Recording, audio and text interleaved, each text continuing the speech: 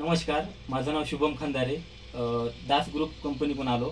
आपलं सूर्या कंपनीकडून गॅसपासून ज्या दुर्घटना होतात त्या घडू नये म्हणून आपण काय केलं पाहिजे याविषयी जनजागृती चालू आहे. आणि ते सर्वे घेऊन आपण मोरी वस्तीमध्ये आलो. आणि त्या मोरी वस्तीमध्ये ताईच्या घरी एक दुर्घटना घडलेली. त्या दुर्घटना कशी झाली ताई 2 मिनिटात सांगा. माझ्या आईनं खूप दिवसापासून गॅस वापरत होती, 4-5 वर्ष. पण 4-5 वर्षाच्या नंतर या अचानक असं झालं की गॅस स्लो मध्ये चालू राहिला आणि फॅन पण चालू होता. रात्रभर काही वाजबीस आला नाही. पण अचानक तिला पहाटे 4 वाजता उठल्यावर जागी झाली. जागी झाल्याच्या नंतर तिला वाज जाणवला. पण तिने उठून शिगडीचा आकडा चालू केला पाणी गरम करण्यासाठी. तर त्या टाकीचा स्फोट झाला आणि त्यात आई वडील मृत्यू पावले. बरं, हे बघा, आता या जी आपली टाकी आहे ती त्याला सरकारनं आंतरराष्ट्रीय बॉम्ब म्हणून घोषित केलेलं आहे. तरी पण आपण ती टाकी घरामध्ये वापरतो. बरं, वापरतो, पण जी दुर्घटना होतात या छोट्या छोट्या चुकांमधून होतात.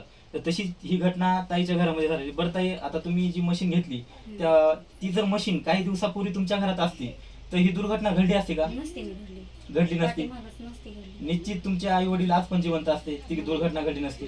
बरं, तर तुम्ही या जनतेला काय संदेश देणार की मशीन आपल्या घरामध्ये असली पाहिजे? 2 शब्द सांगा, तुम्ही काय संदेश देणार? आयुष्य असली पाहिजे, कारण की ते आपल्या जीवनासाठी खूप छान आहे.